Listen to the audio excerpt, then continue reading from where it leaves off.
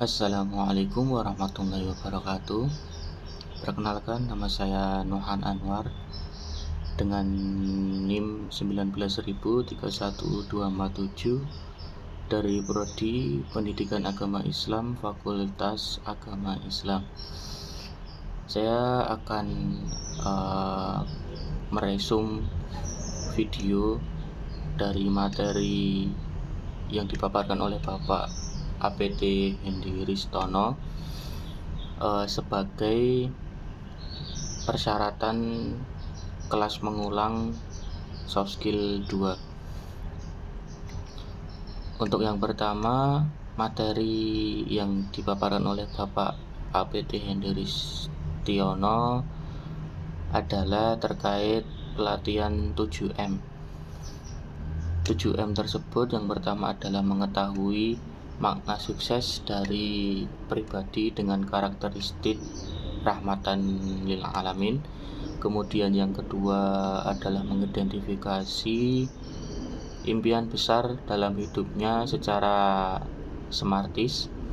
Kemudian yang ketiga adalah mampu mengidentifikasi karakteristik figur yang mempresentasikan impian. Kemudian yang keempat adalah mampu mengidentifikasi karakteristik diri saat ini. Kemudian yang kelima adalah mampu menemukan gap antara impian dan kondisi saat ini. Kemudian yang terakhir adalah menginternalisasi semua niat dan perencanaan pengembangan diri yang telah disusun sebagai wujud rahmatan lil alamin. Dari 7 materi tersebut akan dijelaskan atau dipaparkan dengan 3 sesi, yaitu yang pertama adalah sesi makna sukses, yang kedua adalah sesi career planning, yang ketiga adalah sesi niat rahmatan lil alamin. Untuk yang pertama, seksi makna sukses diambil dari salah satu surat dalam Al-Quran, yaitu surat Al-Anbiya ayat 107, yang kurang lebih artinya adalah, dan tiada kami mengutus kamu melainkan untuk menjadi rahmat bagi semesta alam. Dari surat penggalan ayat surat Al-Baqarah tersebut, yaitu ayat 30, mengartikan bahwa surat Al-Anbiya tersebut mengartikan bahwa manusia ini sebenarnya adalah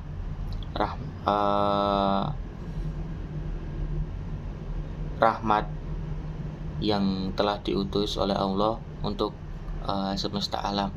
Kemudian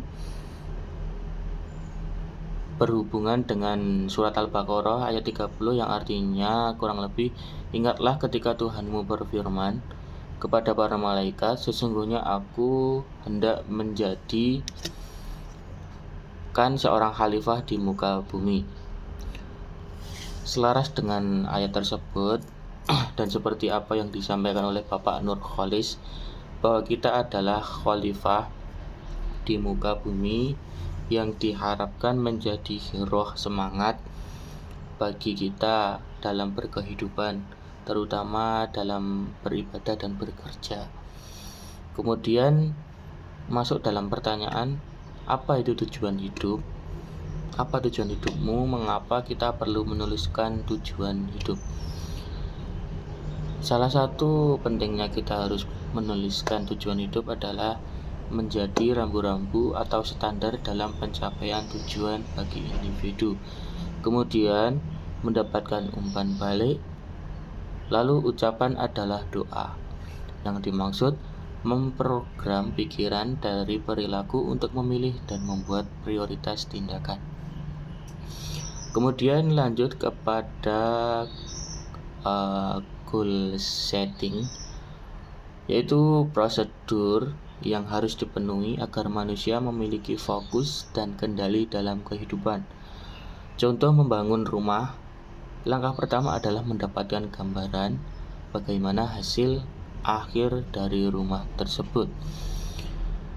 Kemudian goal setting menunjuk pada tujuan akhir. Dalam tujuan proses selalu merujuk pada tujuan akhir yang ingin dicapai. Atau bisa disebut dengan ku tahu apa yang ku mau, yaitu dimulai dari pengetahuan yang jelas tentang tujuan hidup yang ingin dicapai, kemudian posisi kita saat ini, dan nilai yang bermakna dalam hidup. Kemudian lanjut kepada kalimat Smarties. Apa itu Smarties? S adalah spesifik, yaitu keinginan yang harus spesifik atau tidak umum. Contoh, jika kita ingin menjadi tenaga pendidik, aku ingin menjadi seorang guru, kita spesifikkan lagi. Misal aku ingin menjadi seorang guru pendidikan agama Islam. Kemudian M adalah measurable, yaitu selalu lulus dengan nilai A dan ikut seminar. Jadi kita maksimalkan apa yang menjadi pendidikan kita, kemudian tidak lupa untuk mengikuti seminar. Kemudian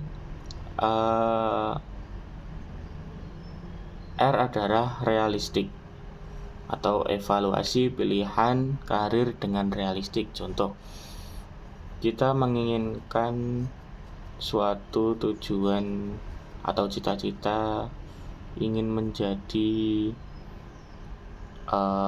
tentara atau polisi gitu. Tapi kita juga realistik dulu, kira-kira kita mampu atau tidak gitu. Kemudian T adalah time based, yaitu ada kerangka waktu dengan menentukan penansa. Kemudian Is adalah Islamic, mengandung unsur ibadah dan islami. Jadi semua itu tidak lepas dari unsur ibadah dan islami. Kemudian kita bisa mengambil pelajaran dari tujuan hidup itu, bisa dari para pahlawan atau para teladan lah. Contoh Muhammad Najih, yang kita tahu bahwa Muhammad Najih ini dulu adalah orang yang memang latar belakangnya adalah orang yang kurang mampu. Kemudian dengan tekad yang gigih merintis usaha dari kecil, memilih produk yang bermanfaat bagi umat, maka dia menjadi sukses. Kemudian contoh yang lain adalah seperti Bapak Alvan Syahrir dan Ibu Dwi Setianingsih. Mungkin itu saja resume dari saya. Terima kasih. Assalamualaikum warahmatullahi wabarakatuh.